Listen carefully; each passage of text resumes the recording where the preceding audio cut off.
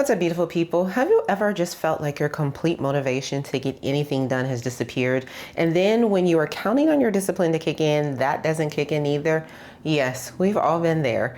Even the most organized people hit walls and they hit a slump.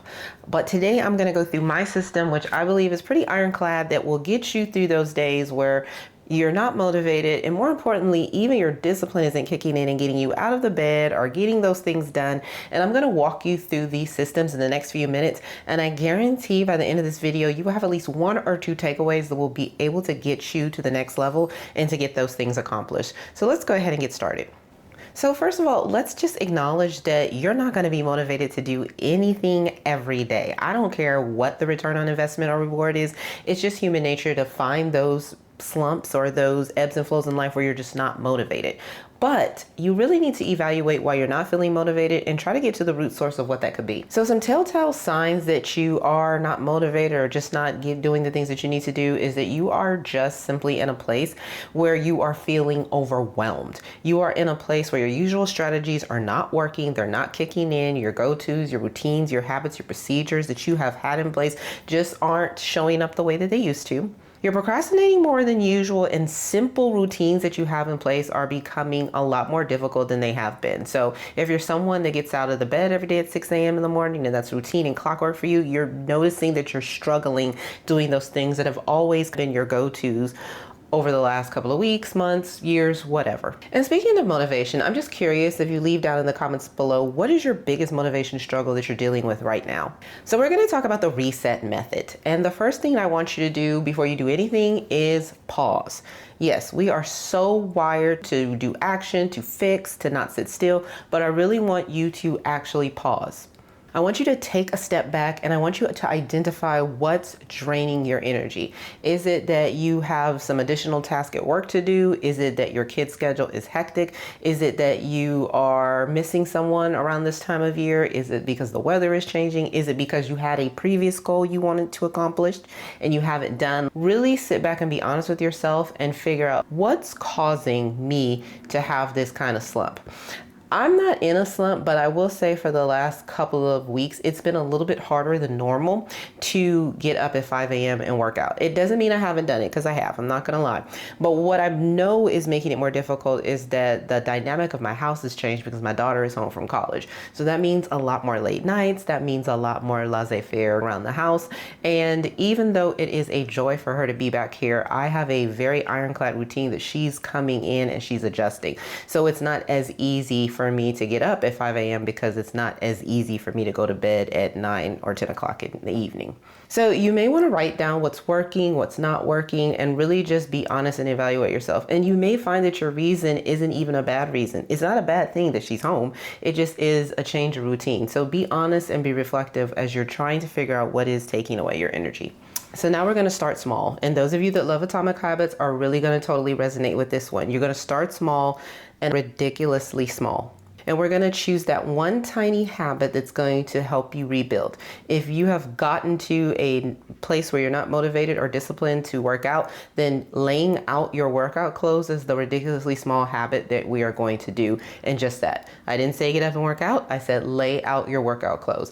If you're kind of in a slump with doing the things that are your passion projects or things that you personally want to accomplish, side hustles, find one tiny granular activity that you can do that seems so stupidly small and identify what that could be. And what you're going to do is you're going to focus on the consistency of doing that one small thing and not the perfection. Take this away. Write this down. You're going to focus on the consistency and not the perfection. It is much more important for you to consistently show up than be perfect with showing up. Right now, I'm doing round 2 of 75 soft with a group of women. And what I keep telling them over and over and over again is you're not going to get to day 14, day 15 and accidentally give up and then just decide, okay, I'm throwing the whole thing away because I wasn't perfect. No, it is about being consistent.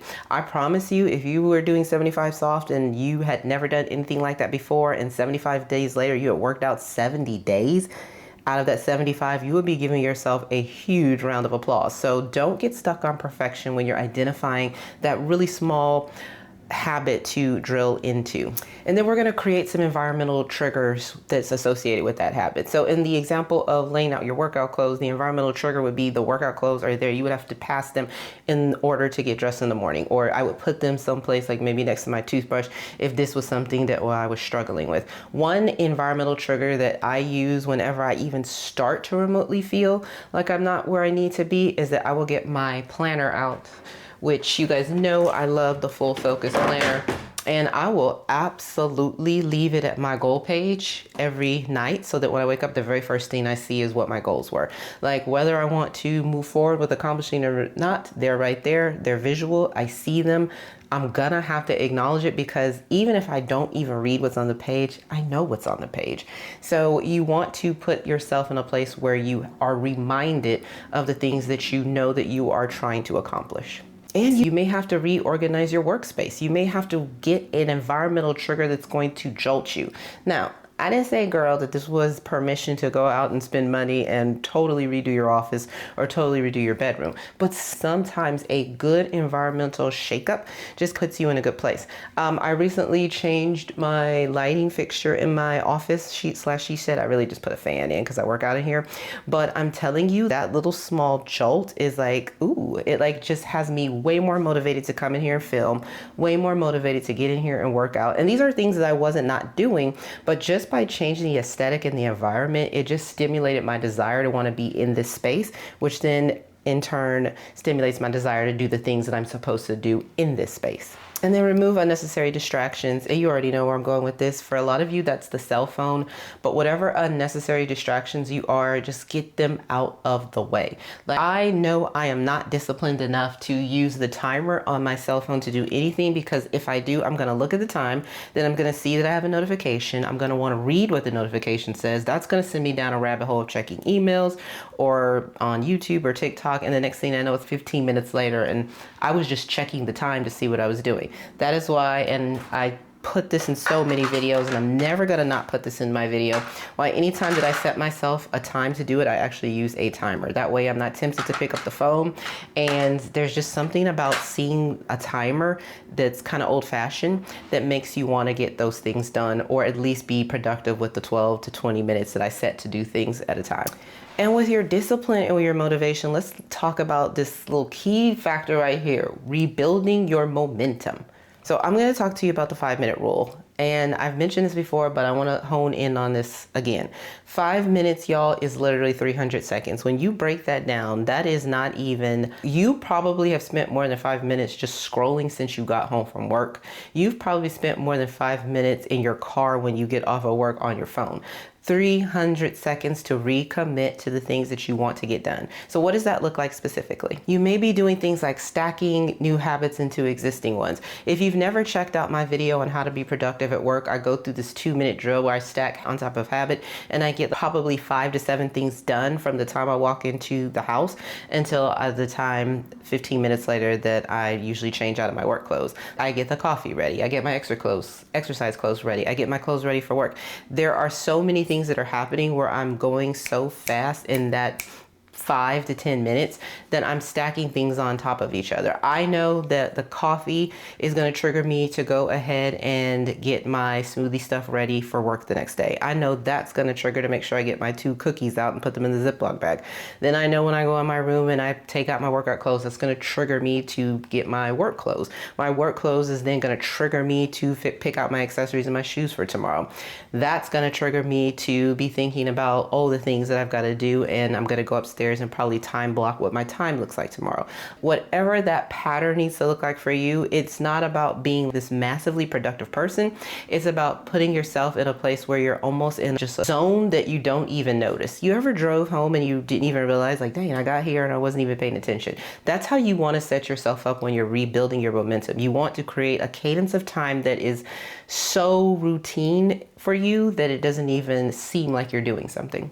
And always track your wins, no matter how big, no matter how small. You always want to give yourself applause for the things that you get done. There are so many people that will be like, oh, I only walked around the block, or oh, I only exercised for 15 minutes, or oh, I only wrote 3 pages of this book I said I was going to do, or oh, I only read 15 minutes after work even though I promised myself I was going to read this. Oh, I only cooked my kids dinner 3-4 times this week. Girl, you are out here doing things. Now, I say all the time, don't give yourself so much grace that that becomes an excuse, but at the same time, you need to acknowledge the things that you are doing. You're going to have to get out of this mindset that perfection, because you're watching social media, is like the thing that you are striving for. People don't show when they come in the house or they fall asleep with their makeup, or the kids are eating McDonald's for the 3rd night in a row, or you know what, I'm going to go ahead and have this Ben & Jerry's even though I did get up this morning and walk. Those are all things that have happened in my own personal life, and there are things that happen in your life too. So don't fall into the trap of everything has to be perfect, because that will keep you still, and keeping you still will keep you stagnant. So remember, you haven't failed if you've lost motivation. This is just part of the growth process. So if you start implementing these strategies today, whether you implement 1 or 2 or implement everything that I said today, that is going forward. And that will help you once again when your motivation fails, when your discipline fails. And remember to be patient with yourself. You're so patient with so many other people in your life. Why would you not be patient with yourself? So if you want to know about how to build better habits, specifically time blocking and using a planner to even plan out your day, why don't you watch this video here, and this is going to get you that insight on how you can use a planner to really get control of your time and your energy. As always, I want to thank you all so much for watching, and I will see you in the next video.